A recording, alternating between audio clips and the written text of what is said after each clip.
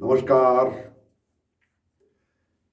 YouTube के एक और अंक में मैं सुभाष शर्मा आज आपसे कुछ ऐसी बातें कहूँगा, ऐसे विषय पर बात करने का मन हो रहा है जो मेरे और मेरे जैसे बहुत सारे लोगों के दिल का दर्द है।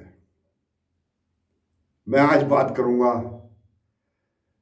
उत्तराखंड पृथक राज्य का विचार देने वाली उत्तराखंड क्रांति दल पार्टी का जन्म कैसे हुआ और आज वो क्यों हाशिए पर चली गई।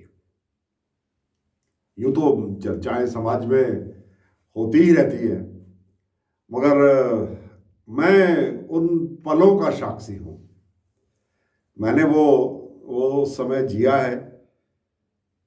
बहुत सारे ख्वाब थे मन में, उन ख्वाबों के साथ हम जिए और हमने उन ख्वाबों को मूर्त रूप बनते हुए होते हुए देखा भी और बिखरते हुए भी देखा।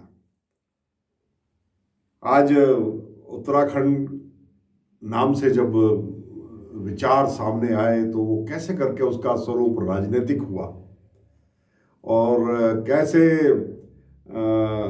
ये हमारा जो ये 8 पर्वतीय जिले थे, उस वक्त हरिद्वार नहीं था, 8 जिले की बातचीत थी।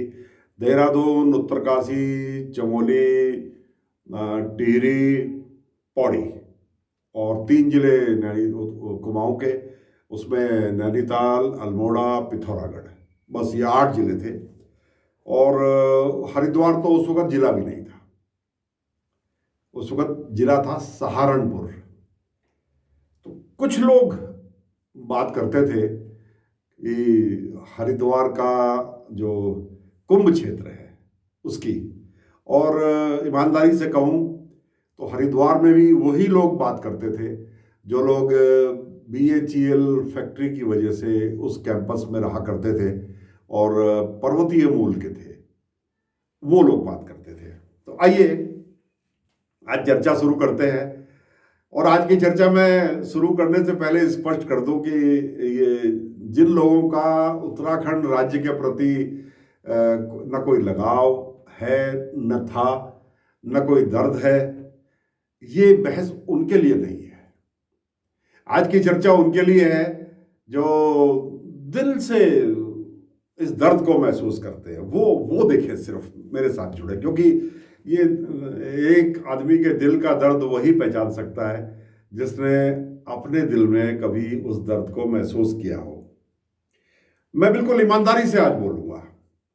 देखिए, मैं चमोली जिले का मूल निवासी हूं। मेरा जन्म, पढ़ाई लिखाई सब उड़ीसा, मध्य प्रदेश और वो इलाका जो आज छत्तीसगढ़ बन गया, वहां हुआ। और उसके बाद मेरे पिता BHEL हरिद्वार में आ गए 1965 में, तो मैं भी यहाँ आ गया। वहाँ आकर के मुझको थोड़ा थोड़ा सा पहाड़ की संस्कृति से मुझे मालूम चला और 1965 में मैं पहली बार अपने गांव, जो अब रुद्रप्रयाग जनपद में है, तो उस वक्त चमोली ही था, चमोली जिला ही था, उसका नाम आज भी चमोली ही है मूल, सिर्फ प्रशासनिक दृष्टि से रुद्रप्रयाग अलग कर दिया गया। पढ़ लिख के 12वीं तक मैंने हरिद्वार में पढ़ाई की, फिर मैं देहरादून पढ़ने के लिए आया और यहाँ आते ही जयप्रकाश नारायण जी का आंदोलन बहुत बहुत ऊंचाई पे पहुंच गया। फिर हम आए DBS कॉलेज में। DBS कॉलेज में उस वक्त तक छात्र संघ नहीं था। छात्र संघ की लड़ाई हमारे कुछ मित्र लड़ रहे थे, जिनमें विनोद चंदोला और विनोद बर्थवाल, ये दोनों प्रमुख थे। ये दोनों DBS में मुझसे 1-1 वर्ष सीनियर थे, उम्र में भी मुझसे बड़े थे। मैं शुरू से ही मेरी आदत रही है लीड करने की। जहाँ गई, बचपन में भी जहाँ गई, थोड़ा सा जोखिम का काम होता था, वो चाहे बाग से आम चुराने हो उसके लिए भी, चाहे अमरूद चुराने हो उसके लिए भी मैं सबसे आगे अपने दोस्तों में रहा करता था। तो यहाँ भी मुझे मालूम था कि साइंस का विद्यार्थी था, बीएससी कर रहा था कि मेरी पढ़ाई का नुकसान होगा, पता नहीं ये जो आंदोलन हम कर रहे हैं, छात्र आंदोलन, ये किस दिशा में जाएगा। मगर मैं जोखिम लेते वक्त कभी मैंने सोचा ही नहीं कि इसका परिणाम क्या होगा। वो मेरी आदत है, शुरू से आदत है। हालांकि मेरे माता पिता यही समझते रहे कि मेरा बेटा पढ़ रहा है, पढ़ाई में नंबर ठीक ठाक ही आ जाते थे, इसलिए उन्होंने कभी ना टोका ना कभी। अब हो सकता है उन्हें मालूम हो, मगर मैं ऐसा समझता था कि शायद उनको मालूम नहीं है कि हमारा बेटा कहीं सामाजिक राजनीतिक छात्र आंदोलन में भी आगे है। बहरहाल, ये तो मैंने आपको अपने जीवन की बैकग्राउंड बताई। इसके साथ साथ ही हमारे मित्र थे, राकेश चंदोला पत्रकार थे, विनोद चंदोला के छोटे भाई थे। हमने वहाँ यूनियन मना ली और उस यूनियन में विनोद चंदोला हमारे अध्यक्ष हुए, विनोद बर्थवाल चीफ प्रीफेक्ट हुए। मैं भी प्रोक्टोरियल बोर्ड का एक मेंबर हुआ, प्रीफेक्ट वहाँ पर बना पहली बार। उम्र मेरी बहुत कम थी, 16-17 साल, 17 साल की मेरी उम्र थी। 18 साल में मैंने ग्रेजुएशन कंप्लीट कर लिया था। तब ग्रेजुएशन 2 साल का होता था। बहरहाल, ये सब बातें मैंने आपको बैकग्राउंड करके बता दी। लेकिन इसके साथ साथ एक चर्चा हमारे यहाँ आपस में ग्रुप में ये शुरू हो गई थी कि क्यों ना, और ईमानदारी से बोलूँगा, हम उस वक्त सिर्फ गढ़वाल के लोगों तक ही सीमित थे और हम गढ़वाल को ही हम उत्तराखंड समझते थे। तो हम अक्सर हमने गढ़ छात्र एवं युवा विकास संघ ऐसे करके भी एक बार बनाया। उसका भी सारा डॉक्यूमेंटेशन, टोटल उसका जो लिटरेचर था वो मैंने बनाया, हाथ से लिखा हुआ। प्रिंट कराने की तो उस वक्त हैसियत नहीं थी। राकेश चंदोला हमारे जो पत्रकार थे वो उसमें रुचि लेते थे क्योंकि उनको लेखन का शौक था। इधर हरिद्वार की आपको बताता हूँ, वहाँ पर दिवाकर भट्ट, ये भी बीएचएल के लोगों में से थे।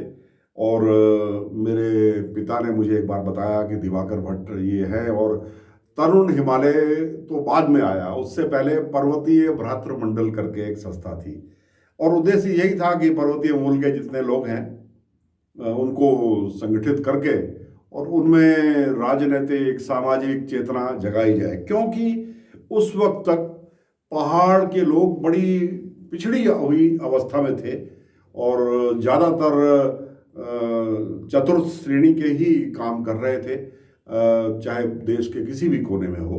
तो एक कुछ लोग समाज के आगे आकर के उनको संगठित करने में लगे हुए थे। तो पर्वतीय भ्रातृमंडल के कार्यक्रम होते थे, उसमें और भी लोग थे। विजय उनियाल जी, अभी पिछले वर्ष ही उनकी मृत्यु हुई। असवाल जी, मुझे उनके बारे में मालूम नहीं। एक गैरोला थे, वो शायद इंजीनियर थे। इस तरह के लोग उसमें शामिल रहते थे। तो मेरी रुचि शुरू से इन कामों में रही, मैं उनसे जुड़ा रहा। पर्वतीय भ्रातृमंडल तक तो मैं छोटा था। उसके बाद बीएचएल के सेक्टर 1 से लगी हुई एक टिबरी क्षेत्र है, उस टिबरी क्षेत्र में बहुत सारी जगह सरप्लस थी। बस बीएचएल की बाउंड्री खत्म हुई और टिबरी गांव की बाउंड्री शुरू हुई। तो बीच में एक किस्म से कह सकते हैं नो मैंस लैंड था, जिसमें सिर्फ झाड़ियाँ थी, जंगली जानवर उसमें आ जाते थे। हिरण वगैरह तो उसमें ओपनली आते ही थे, हाथी भी बहुत बार आ जाते थे। उस क्षेत्र में साफ सफाई करके पहले उठना बैठना, फिर धीरे धीरे वहाँ रामलीला करना, ये सब काम करने का जो शुरुआत है ये दिवाकर भट्ट जी ने शुरू की। इनका टाइप 2 में घर थोड़ा सा नज़दीकी था, तो ये पैदल ही बीएचएल की बाउंड्रीज में बहुत सारी जगहों पर तार वाड़ के बीच में से जगह बनी हुई थी, तो ये उसमें से सब लोग वहाँ आ जाया करते थे।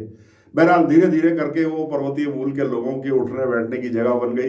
एक संस्था बना दी गई, उस संस्था का नाम तरुण हिमालय था। और तरुण हिमालय नाम अपीलिंग था, हिमालय के तो बड़े वृहद मायने होते हैं, और कर कुरा के हम तरुण हिमालय के सदस्य बन गए। मैं भी उसमें था, मैं भी बराबर जाया करता था। एक पंत थे, वो थे, एक विजय भूषण पांडे थे हमारे मित्र, वो भी थे। और चमोला जी थे, एक रमेश चमोला, आरसी चमोला, वो उस वक्त एक बैंक के मैनेजर थे। तो थोड़े प्रतिष्ठित लोगों में समाज के इनका नाम था। और मैं समझता हूँ 4 या 5 लोग मुश्किल से हरिद्वार के अंदर पर्वतीय मूल के थे, जो पहाड़ी मूल के जो लोग थे, जिनमें से एक नैथानी जी थे, नैथानियों की दुकान थी, उनके एक भाई थे, उनका टैक्सियों का व्यापार था नैथानियों का। एक भट्ट जी थे, उनकी रेलवे स्टेशन के सामने मिठाई की दुकान थी। और एक भट्ट जी और थे, उनकी उनकी बसें चलती थी, वो भी गोविंदपुरी में रहते थे। बस ये गिने चुने लोग थे पहाड़ियों के नाम पर। हाँ, बाकी पुरोहिताई में एक भाऊखंडी जी थे, और एक त्रिपाठी जी थे कनखल के। वो संभवतः राज्यसभा के सदस्य भी रहे एक बार, नेहरू जी के बहुत निकटस्थ थे। और महंत महंत घनश्याम गिरी जी। तो ये इतना सब कुछ था। लेकिन हाँ, इधर ये सतपाल महाराज का परिवार भी आहिस्ता आहिस्ता ऊपर आ रहा था। तभी सतपाल महाराज तो बहुत छोटे थे। प्रेमपाल सिंह रावत, बाल भगवान या बाल योगेश्वर इनको बोलते थे, और इनके पिता हंस जी महाराज, माता जी, ये थोड़ा सा ओवर, पर इनका पहाड़ियों में कम उठना बैठना था। इनकी जो फॉलोइंग थी वो गुजरातियों में, राजस्थानियों में। और 1970-71 की बाढ़ में जो रेत आई खूब सारी नहर में बह करके, उस रेत की वजह से प्रेमनगर आश्रम के ठीक पीछे बीच जैसा बन गया था, बिल्कुल रेतीला वो मैदान बन गया था। वहां पर वो हिप्पी लोग आकर के रहने लगे, तो वो उस लाइन में गए। इनका पहाड़ियों से बहुत ज्यादा टच उस जमाने में शुरुआत में नहीं था।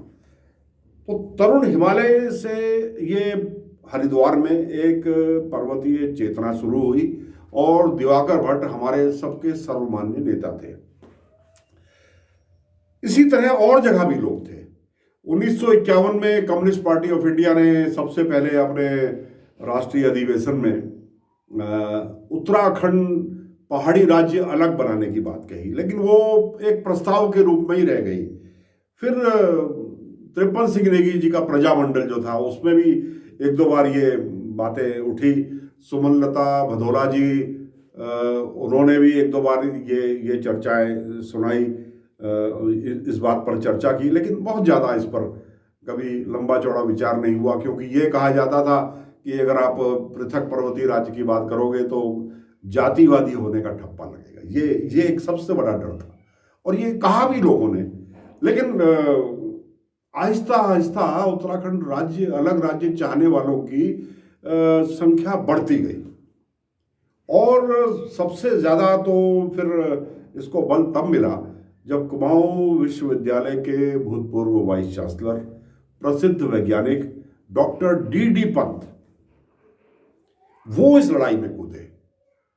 और मेरे भी ज्ञान की सीमा हो सकती है, और एक दूसरे तक सूचना और संवाद की भी सीमा हो सकती है, लेकिन मेरी जानकारी के हिसाब से उस वक्त तक गढ़वाल के जो उत्तराखंड के आंदोलनकारी थे उनमें, और जो कुमाऊं के आंदोलनकारी थे उनमें थोड़ा समन्वय की भी कमी थी।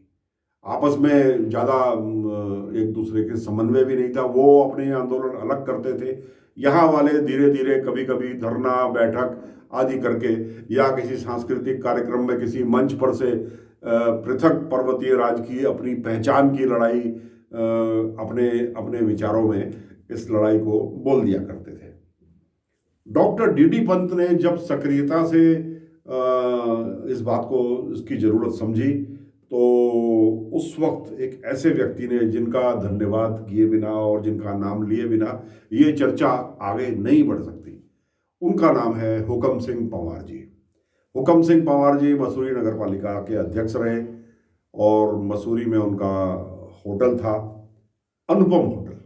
देखिए, मुझे बात करते करते नाम याद आ गया। यही बातें मैं कर रहा हूँ 1977, 78, 79 उस दौरान की। और इधर द्वारिका प्रसाद उनियाल जी, वो हिमाचल प्रदेश में बहुत सक्रिय थे। डीपी उनियाल जी, जो विनोद बड़थवाल के रिश्ते में नाना लगते थे, मैं भी उनको नाना जी ही बोलता था। और हाँ, ज्ञान का भंडार थे, बहुत उनको नॉलेज थी। पर्वतीय इकोनॉमी, यहाँ की बागवानी, और किस प्रकार से उसको हम लोग आर्थिक रूप से हम उसका दोहन कर सकते हैं, इस पर उनको बहुत ज़बरदस्त नॉलेज थी। और हिमाचल प्रदेश के पूरे स्ट्रक्चर का उनको वृहद ज्ञान था। उनसे बात करते करते एक दो बार विनोद बड़थवाल और मैं उनके साथ उनके घर पे ही रुके, और मैं समझता हूँ कि सुबह 5 बजे तक हम अपने रिसोर्सेज पर, क्योंकि ये एक सवाल उठता था कि अगर पहाड़ बना लिया तो भूखे मरेंगे, अगर पहाड़ी राज्य की बात करी तो कैसे करके कल को सरवाइव कैसे करेंगे आर्थिक रूप से, कहाँ से खाना आएगा, कहाँ से आर्थिकी आएगी, क्या फसल होगी, क्या बेचेंगे, कहाँ से रोजगार आएंगे, ये सब चर्चाएं होती थी। लेकिन उनके पास मॉडल था, पूरा मॉडल था, और बहुत कुछ उन्होंने लिखा भी हुआ था। मैं उनसे प्रभावित हुआ। उनका मॉडल आज भी मुझे लगता है कि फिजिबल था।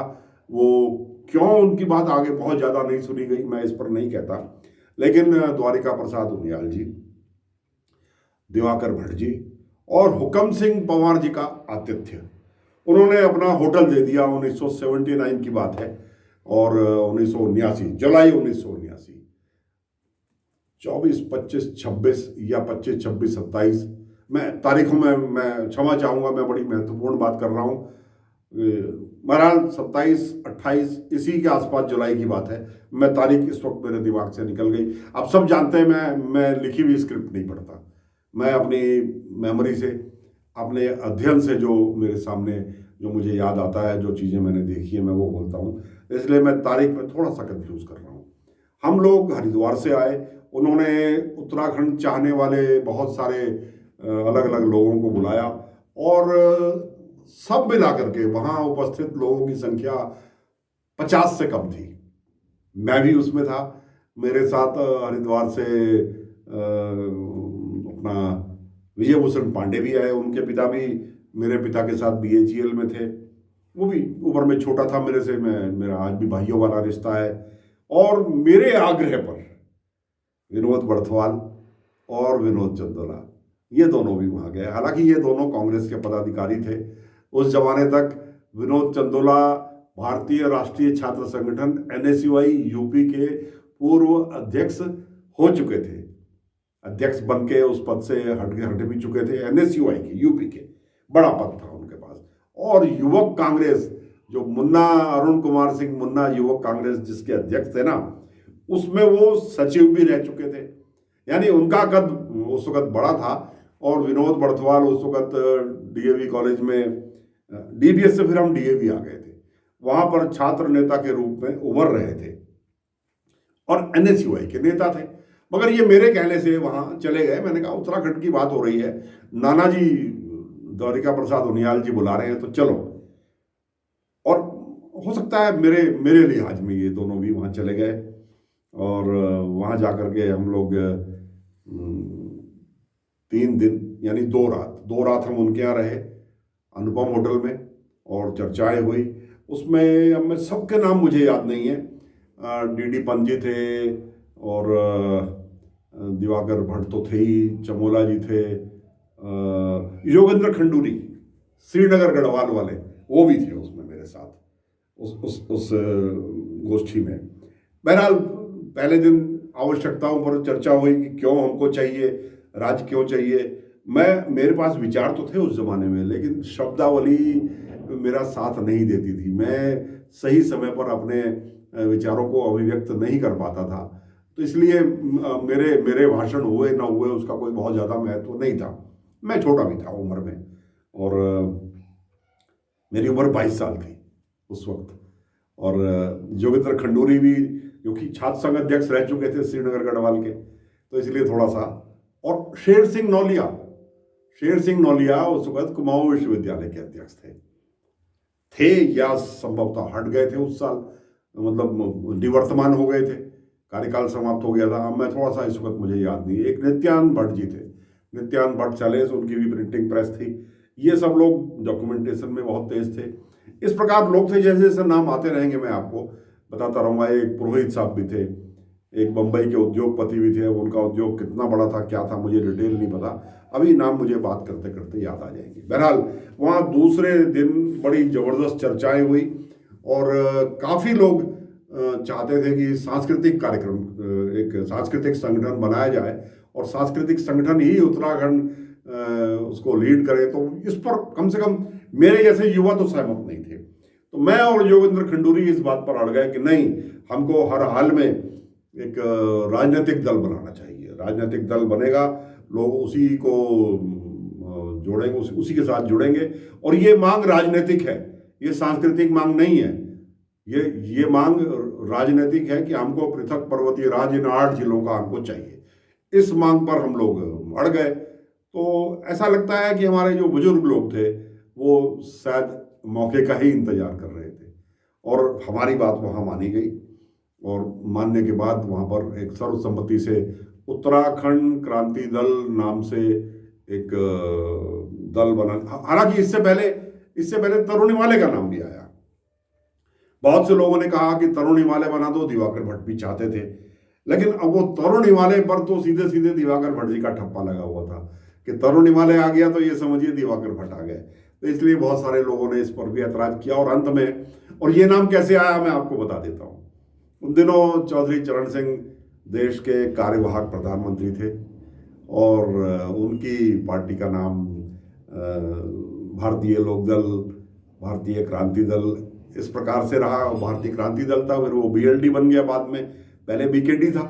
तो यहाँ से ये नाम थोड़ा सा हम लोगों को एक प्रेरणा मिली कि चौधरी चरण सिंह वहाँ लड़के अगर 100 एमएलए ला सकते हैं, उनके पास 100 एमएलए बीकेडी के हो जाया करते थे, उनके लगभग 190, 198, 101, 105 तक वो जिता लेते थे। तो हमारे यहाँ हम अपने उत्तराखंड की बात करेंगे तो हमने वहाँ से प्रेरणा लेकर के, वो उस वक्त कार्यवाहक थे। उसके बाद चुनाव हो रहे थे, तो चुनाव के बाद 1979 नवंबर दिसंबर में तो फिर कांग्रेस पार्टी आ गई थी, लेकिन वो उतने समय तक वो ही रहे। तो यहाँ से नाम हमने लिया और सर्वसम्मति से पास हुआ। DD Pant ji, doctor DD Pant का इतना बड़ा उनकी पर्सनैलिटी थी, इतना बड़ा उनका व्यक्तित्व था।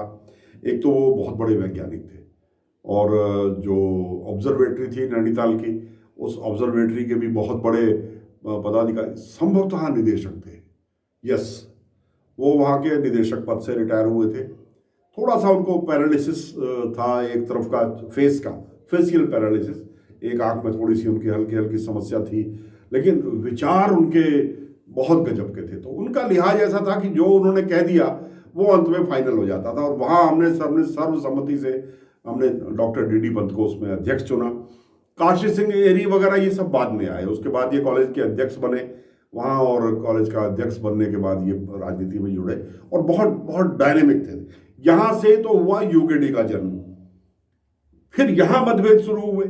इसके तुरंत बाद चौधरी चरण सिंह की सरकार जो थी वो गिर गई और गिरने के बाद 1979-80 में चुनाव शुरू हुए। तो चुनाव आए तो तब तक मैं भी कार्यकारिणी का सदस्य, जो फाउंडर मेंबर थे मैं भी था। योगेंद्र खंडूरी ये जो अब कांग्रेस के नेता हैं, बड़े नेता हैं, ये भी मेरे मित्र थे, मित्र हैं, अभी भी हैं। ये सब लोग आए। विनोद बड़थवाल और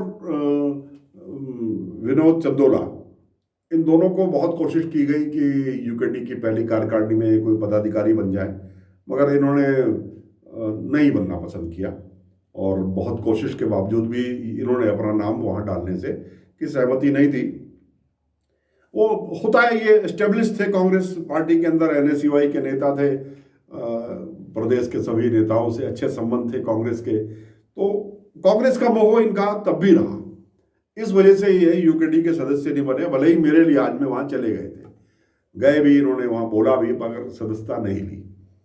तो हम लोग सब वहाँ इसके ऑफिशियली मेंबर बने और चुनाव आ गया। अचानक चुनाव आया तो मेरी व्यक्तिगत राय थी कि हमारे पास अभी इतनी सामर्थ्य नहीं है, इतना धन नहीं है, इतने लोग नहीं हैं, हमको, हमारे पास इतनी बड़ी विभूति है, हमको सिर्फ एक नैनीताल सीट पर सिर्फ एक जगह हमको चुनाव लड़वाना चाहिए, और वो डॉक्टर डीडी पंत को।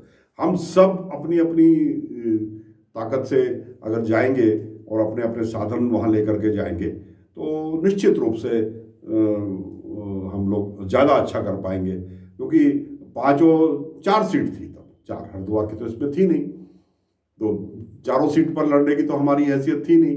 तो ये था कि हरिद्वार भी रिजर्व था और अल्मोड़ा पिथौरागढ़ भी रिजर्व था, नैनीताल, पौड़ी और टिहरी, ये 3 सीटें थी कि इन सब पे, और चौथा वो था ही वहाँ अल्मोड़ा पिथौरागढ़ की रिजर्व सीट, नहीं माफ़ कीजिएगा, अल्मोड़ा रिजर्व की उस वक्त जनरल सीट थी।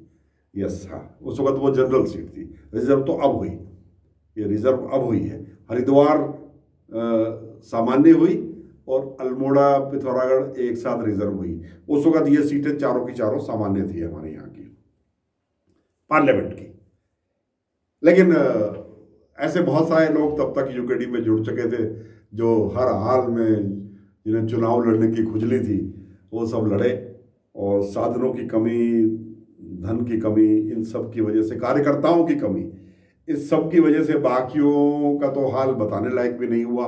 हाँ, डॉक्टर डीडी पंत को जरूर 1 लाख के करीब वोट मिला पहले चुनाव में पार्लियामेंट में। और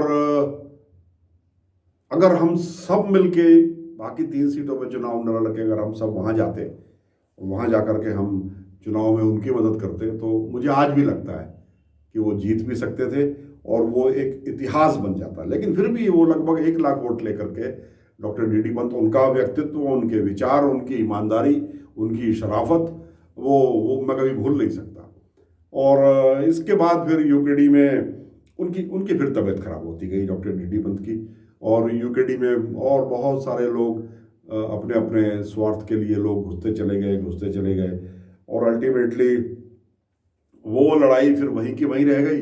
1980 में जो कुछ भी इंदिरा जी ने कांग्रेस पार्टी में चाल चली, चौधरी चरण सिंह की सरकार बगैर पार्लियामेंट का मुंह देखे ही गिरा दी और चुनाव फिर से दोबारा से हो गए। तब तक एच.एन. बहुगुणा भी कांग्रेस पार्टी में शामिल हो गए। तो बहुगुणा जी का एक बड़ा व्यक्तित्व था, उनका ऑरा था, और फिर उनके व्यक्तित्व में, उनके ऑरा में यूकेडी का कहीं अता पता ही नहीं लगा। तो 1980 से लगभग 1982, 83, 84 तक बहुगुणा जी के पीछे पीछे ही सब लोग भागते रहे। मैं जो कुछ हूँ आज बहुगुणा जी की वजह से वो सीखा है। लेकिन अगर उत्तराखंड की बात होगी तो बहुगुणा जी का व्यक्तित्व ऐसा था जिसकी वजह से उत्तराखंड आंदोलन के साथ या यूकेडी के साथ यहाँ का बहुत सारा वो नौजवान जो कांग्रेस छोड़ चुका था वो नहीं जुड़ पाया। वो जहाँ जहाँ बहुगुणा जी जो रहा, बहुगुणा जी ने पकड़ी। दलित मजदूर किसान पार्टी नाम रखा या कांग्रेस फॉर डेमोक्रेसी उन्होंने नाम रखा, फिर वो उनके पीछे पीछे चलते रहे। हम भी उनमें से थे, मैं भी था, विनोद बड़थवाल भी थे, विवेक खंडूरी भी थे, और विनोद चंदोला भी थे, और ऐसे बहुत सारे लोग थे। कोटद्वार के राजू नैथानी थे, टिहरी के बलवीर सिंह नेगी, मंत्री प्रसाद नैथानी, और लंबी फहरिस्त थी जो सब बाद में, नयन सिंह मंडारी जी पौड़ी वाले, ये सब लोग बहुगुणा जी के पीछे पीछे आजीवन जब तक वो रहे तब तक चलते रहे। और उत्तराखंड का विचार देने वाली वो पार्टी जिसका नाम उत्तराखंड क्रांति दल है, जिसको आज उत्तराखंड राज्य की एक प्रमुख पार्टी होना चाहिए था, वो पार्टी बस फिर कागजों में रह गई। और इसके बाद कई साल तक फिर उत्तराखंड क्रांति दल वाले सिर्फ औपचारिकता के लिए चुनाव लड़ते रहे।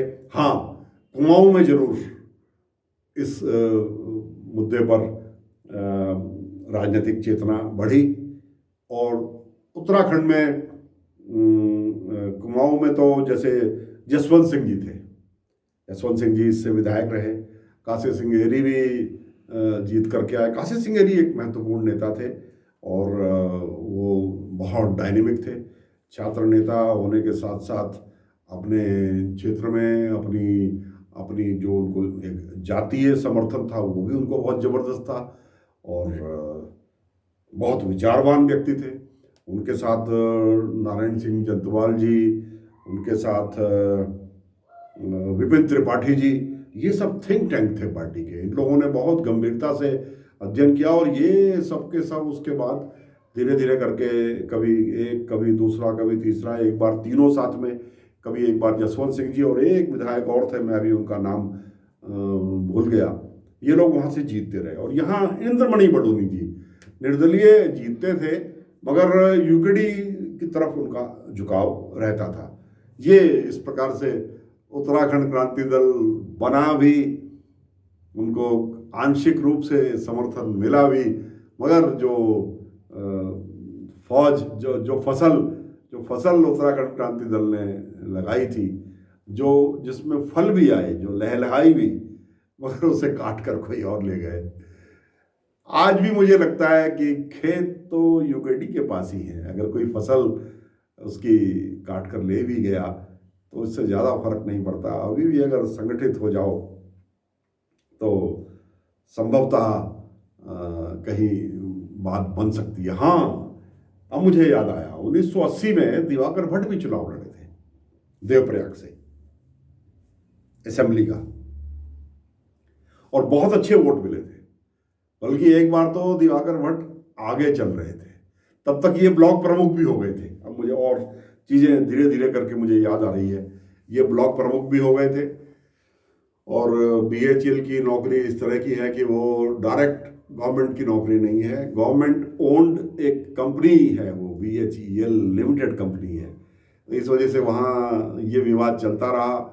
ये मनाही भी नहीं थी कि आप राजनीति में हिस्सा नहीं ले सकते। ये वहाँ से चुनाव लड़े और दूसरे तीसरे नंबर पर लगभग बराबरी पर ही थे ये दिवाकर भट्ट भी। तो यहाँ से ये भी एक प्रमुख नेता बन गए। और उधर से कुमाऊं से काशी सिंह एरी, तो काशी सिंह एरी सबके नेता बने। जसवंत सिंह जी भी रहे कुछ समय पर निहायत शरीफ आदमी थे, बहुत शरीफ आदमी थे वो बेचारे। उसको मतलब अपनी विधानसभा से आगे पूरे उत्तराखंड के अंदर उसको लीड नहीं कर पाए, ये दुर्भाग्य रहा। तो तेज तर्रार नेता ये दो थे, इधर से दिवाकर भट्ट, उधर से वो।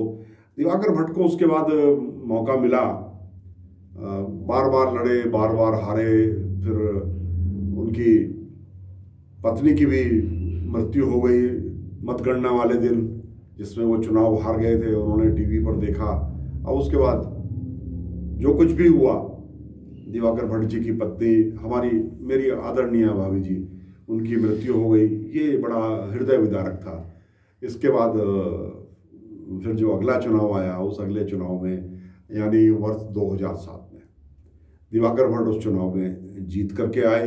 उनकी पत्नी का असमय जाना ये एक बड़ा फैक्टर था उस चुनाव में। मैंने भी अपने पुराने मित्र मंत्री प्रसाद नैथानी को छोड़कर दिवाकर भट्ट की ही मदद की थी चुनाव में। मैं उनके साथ हर प्रकार से मैंने कोशिश की कि इनके साधन भी रहें, ये चुनाव भी जीते, और वो जीत करके आए भी। मैं इन सब चीज़ों का गवाह हूँ और कुछ चीज़ों का सूत्रधार भी हूँ, इसलिए मैं आपसे ये चीज़ें शेयर कर रहा हूँ आज। 2007 में बहुत बड़ा मौका था। तब 3 विधायक थे, स्वयं दिवाकर भट्ट देवप्रयाग से, नयननगर से ओम गोपाल, और कुमाऊं से हमारे विपिन त्रिपाठी जी की मृत्यु हो गई थी।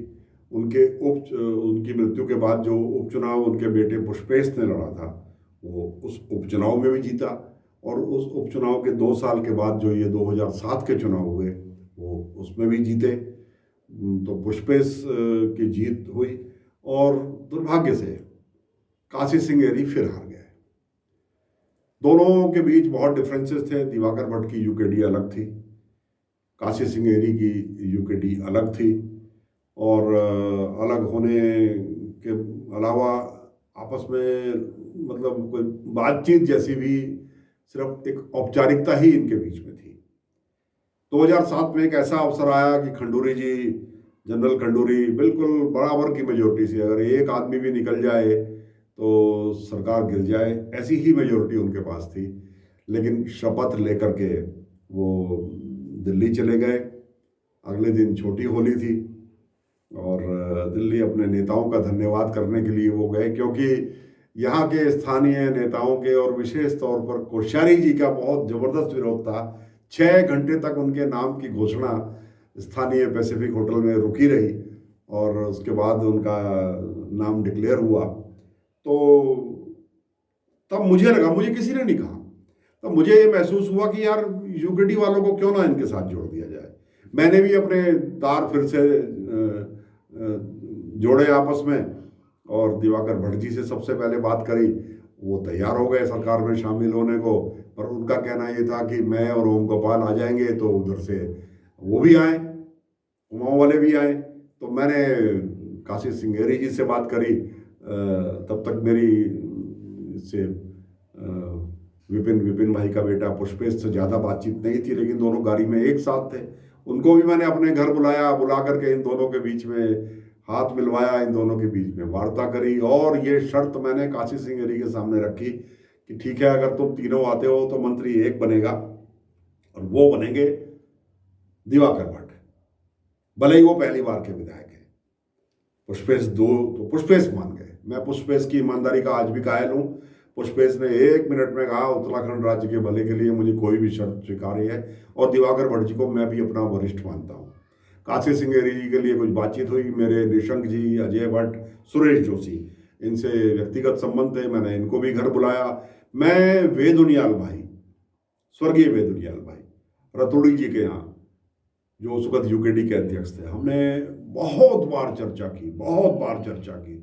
कई बार तो बेकार के मुद्दों पर भी करनी पड़ी, लेकिन जिद थी यूकेडी की, हमने वो चर्चाएं करी और उनकी सारी शर्तों को मनवा के, यहाँ तक कि एक बार उस वक्त बीजेपी के राष्ट्रीय अध्यक्ष राजनाथ सिंह जी से भी वार्ता करनी पड़ी। तो निशंक जी से मेरे व्यक्तिगत संबंध थे, वो इसमें बीजेपी की तरफ से सूत्रधार थे, और मैं इन सब नेताओं को अपने घर बुला लेता था, यूकेडी के तीनों विधायक और इनकी पार्टी के कुछ लोग। कुछ को मेरे घर में स्थान भी नहीं मिल पाता था, कुछ की एंट्री नहीं थी, कुछ झिझक के कारण नहीं आते थे, मालूम नहीं क्यों नहीं आते थे, तो वो मेरे दुश्मन भी इसमें बने।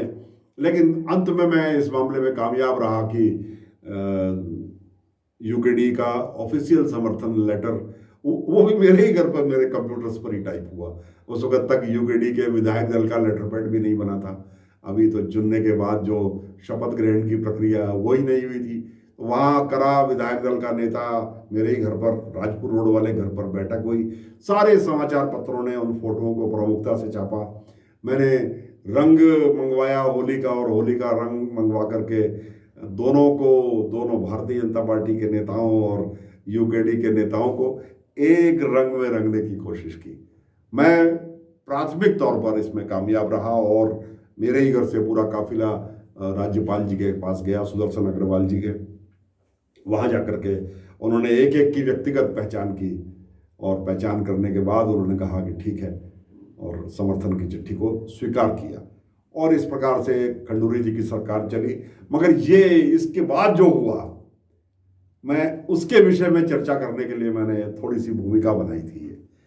दिवाकर भट्ट जी दरअसल पारिवारिक परिस्थितियां जो भी रही होंगी, उसकी वजह से बहुत ज़्यादा पढ़ लिख नहीं पाए, और बीएचईएल में भी जब इनकी नौकरी लगी थी तो हो सकता है शुरुआती कुछ दिनों में डेली वेजेस पर रहे हों। वहाँ भी काम उनके पास जो था वो कोई स्किल्ड वाला काम नहीं था। लेथ मशीन वगैरह भी संभवतः चलानी आती थी या नहीं, ये मैं नहीं जानता, लेकिन जो जानकारी मुझे पुराने लोगों ने दी और मेरे को अपने पिता से मिली थी, वो जैसे रिगर का काम होता है ये करते थे। तो मैं ये बताना चाहता हूँ कि ज़्यादा पढ़े लिखे ना होने की वजह से उनका जो विज़न था वो वैसा नहीं बन पाया जैसे कि ज़रूरत उस वक्त यूकेडी को थी। यूकेडी को उस वक्त चाहिए था एक ऐसा विज़न वाला आदमी जो रातों रात अपना एक पॉलिसी तैयार करे और सरकार का समर्थन ले। सरकार के समर्थन दे रहे थे तो उनको मजबूर करे कि ये उसमें पॉलिसीज़ होनी चाहिए। हाँ, उन्होंने कुछ कोशिश शुरू में करी कि जिन लोगों ने उत्तराखंड कैडर को ऑप्ट नहीं किया हुआ वो तुरंत बाहर जाएं यहाँ से, ऐसे उन्होंने कुछ काम किए और उसको सरकार ने माना भी। मगर ऐसे कोई काम जिसकी वजह से ऐसा लगे कि अब दिवाकर भट्ट जी उत्तराखंड राज्य की मूल भावनाओं की लड़ाई लड़ रहे हैं, वो उसमें असफल रहे। काश दिवाकर भट्ट जी के पास उस वक्त कोई ऐसा थिंक टैंक होता। अच्छा, फिर उनका स्वभाव बड़ा डोमिनेटिंग है भट्ट जी का। मेरे तो देखिए वो आदरणीय हैं और मेरा व्यक्तिगत तौर पर उनके लिए बहुत सम्मान है।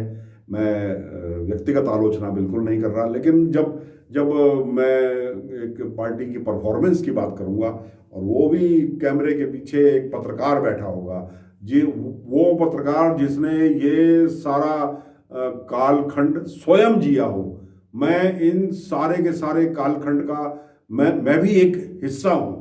मैं यूकेडी की स्थापना से लेके सब वो सरकार जिसमें यूकेडी को भागीदारी मिली, वहाँ तक में मैं सूत्रधार रहा हूँ। और ये सब मेरी देखरेख में, मेरी सलाह से हुआ। जब रात को पैसिफिक होटल में कोश्यारी जी के साथ बैठ करके वो 10 सूत्रीय कार्यक्रम बना कि ये मिनिमम प्रोग्राम होगा, ये सब सलाह भी देने में मैं प्रमुख था कि एक 10 सूत्रीय कार्यक्रम अपना रखिए, उसको भाजपा उस पर सहमत होगी तब आप उसको समर्थन दीजिएगा। समर्थन देने का आधार भी चाहिए ना, राजनीतिक आधार भी चाहिए, वरना सीधे सीधे मर्ज कर दोगे अपने आप को भाजपा में तो आपकी अस्तित्व ही खत्म हो जाएगा। तो ये इस सब काम में मैं वेद उनियाल भाई मुझ पर बहुत भरोसा करते थे। दिवाकर भट्ट के साथ जो लोग उस वक्त बहुत ज़्यादा प्रभावशाली थे, वो पहले दिन से ही मुझसे परेशान थे। उनको अच्छा नहीं लगा कि इसमें मेरी भूमिका क्यों है। होता है ये, मुझे इसकी कोई आपत्ति नहीं, मैंने अपना काम कर दिया। और फिर मैं कई वर्षों तक दिवाकर भट्ट को मिला भी नहीं। अपने कार्यकाल के अंत में वो जरूर मेरे रायपुर के घर एक दिन स्वयं आए, बिना अपॉइंटमेंट के खुद ही आए अपनी सरकारी गाड़ी में और आकर के कहने लगे आज मैं तेरे साथ ही रुकूंगा। मेरे ही घर पे उन्होंने रात्रि विश्राम भी किया, यहीं उन्होंने भोजन भी किया। और हमने 1967 से 66-67 से लेके और 2010 तक की, 2011 के चुनाव से पहले की बातें हैं, 12 के चुनाव से पहले की सारी बातें फ्लैशबैक में हमारे आ गई। और मैंने उनको ये बात तब भी कही कि आप पार्टी को आगे नहीं ले जा पाए। फिर उन पर कुछ आरोप भी लगे कि क्रशर खोल दिया आपने, अपना एक क्रशर ले लिया, स्टोन क्रशर। आप वो श्रीनगर के वही श्रीयंत्र टापू जिस पर आप इतने बड़े आंदोलनकारी बने, और मेरा सौभाग्य देखिए उनके श्रीयंत्र टापू की खबर या खैट पर्वत के जो आंदोलन था उसकी सारी खबरें उस वक्त मेरा दैनिक हिमालय दर्पण था। तो यूकेडी, उत्तराखंड आंदोलन, दिवाकर भट्ट और मेरा चोली दामन का साथ है। उनके जीवन की जितनी महत्वपूर्ण घटनाएं हुई हैं मैं उसमें संयोगवश साथ रहा। तो मुझे बहुत अफसोस है आज इस बात का कि दिवाकर भट्ट जी, आपको जो एक मौका उस वक्त मिला था अपनी यूकेडी की एक छाप छोड़ने का और यूकेडी को जन जन की पार्टी बनाने का, अपनी पार्टी के विस्तार का, वो आप नहीं कर पाए। आपका व्यक्तित्व सीमित हो गया। हाँ, ये मेरा ऑब्जर्वेशन है। आपका व्यक्तित्व बहुत सीमित हो गया और संभवतः हो सकता है आपके साथ जो पारिवारिक घटनाएं घटी, हमारी आदरणीय भाभी जी की जो असमय उनकी मृत्यु हो गई और जीवन में इतना लंबा संघर्ष, ये भी आदमी को कभी कभी हताशा और निराशा में ले आता है। मगर फिर आप तो अपने आप को फील्ड मार्शल कहना पसंद करते हो। फील्ड मार्शल अगर फील्ड में थक जाएगा तो फौज का वही हाल होगा जो आज हुआ। आज यूकेडी अपने अस्तित्व की लड़ाई लड़ रही है। इसके लिए मैं काशी सिंह एरी जी, आपके साथ भी वही, आप 3 बार विधायक जरूर बने, मगर बहुत लंबे संघर्ष के बाद भी आपके हाथ में कभी निर्णायक ताकत नहीं आ पाई। हो सकता है आपका भी ये फ्रस्ट्रेशन कहीं रहा हो। तो अब कुछ फ्रस्ट्रेटेड नेताओं का एक समूह रह गया है यूकेडी, और कुछ लोग आज भी भावनाओं के साथ, ईमानदारी के साथ अपने घर बार बेचकर, अपने खेत बेचकर आज यूकेडी के बैनर पर चुनाव लड़ते हैं। मैं उनकी मनस्थिति समझ सकता हूँ। मैंने भी ये चुनाव लड़ा है, एक बार ये चुनाव मैंने भी लड़ा है, एमएलसी का चुनाव लड़ा, और उस चुनाव में मुझे बहुत सम्मानजनक वोट मिले। अगर वो चुनाव 15 दिन के लिए पोस्टपोन ना होता 1 जनवरी 1998 का, तो परिणाम भी और होता। मगर जो बीत गई उस पर कभी पछताना नहीं चाहिए, उस पर पश्चाताप नहीं करना, हाँ सबक लेने चाहिए। तो वो सबक माफ़ कीजिएगा, उत्तराखंड क्रांति दल अगर आज भी ले और हमारे ये पुराने नेता वो ये कसम खा लें कि मैं अब चुनाव नहीं लड़ूंगा, अब सिर्फ पार्टी का संरक्षक बनकर और पार्टी को अपने जो मेरा अनुभव है उसका फ़ायदा दूंगा, तो संभवतः नए लोग आ जाएं। मगर अब आप तो वो मौका खो चुके हैं। You have miss the train my dear Diwakar Bhatt ji, you have miss the train. आपको बहुत स्वर्णिम मौका मिला था और मैं बहुत अफसोस के साथ कहना चाहता हूँ आप उस मौके को चूक गए। हो सकता है आने वाले चुनाव में एक दो बार अभी आप लोग और जीत जाओ, लेकिन इक्का दुक्का जीत से उत्तराखंड की तस्वीर बदलने वाली नहीं है। तो मुझे भी लगता है कि 1979 में, जुलाई 1979 में जो ख्वाब देखकर हमने उत्तराखंड क्रांति दल की स्थापना, मैंने और मेरे साथ बहुत से लोगों ने, मैं तो बहुत बहुत छोटा सा व्यक्ति था उस समय, लेकिन भावनाएं बहुत बड़ी थी। भावनाएं उत्तराखंड के हिमालय जितनी ही विशाल थी। तो मुझे लगता है कि कहीं दोबारा ये स्थान बन सकता है कि उसके लिए बिल्कुल फ्रेश ब्लड चाहिए। आज दिल्ली से आम आदमी पार्टी आ गई, वो तमाम लोग जो आपके हो सकते थे वो उधर जा रहे हैं। तो ये आपकी विफलता है। अगर उत्तराखंड का नौजवान, अगर पहाड़ का नौजवान उत्तराखंड क्रांति दल ना चुन के आम आदमी पार्टी के साथ जाना पसंद कर रहा है, तो मेरे यूकेडी के मित्रों, ये आपकी विफलता है। और मैं कभी नहीं चाहता कि यूकेडी असफल हो, क्योंकि इसमें मेरा भी कहीं ना कहीं देखा हुआ सपना टूटता है। मुझे इसका बहुत दुख होगा। मैं किसी राजनीतिक दल में तो अब नहीं जाऊंगा, मगर ये सब जो मैंने जिया, जिन क्षणों को मैंने जिया और जिस इतिहास का मैं साक्षी हूँ, ये आज मैंने आपके साथ शेयर किया। मेरे दिल का बोझ भी खत्म हुआ। इसी तरह की कुछ और रोचक और महत्वपूर्ण चर्चाएं जो मेरे मानस पटल पर छाई हुई है, वो किसी और वक्त आपके साथ शेयर करूंगा। आज मेरे साथ इतनी देर तक जुड़े रहने के लिए आपका बहुत बहुत आभार। नमस्कार। जय उत्तराखंड।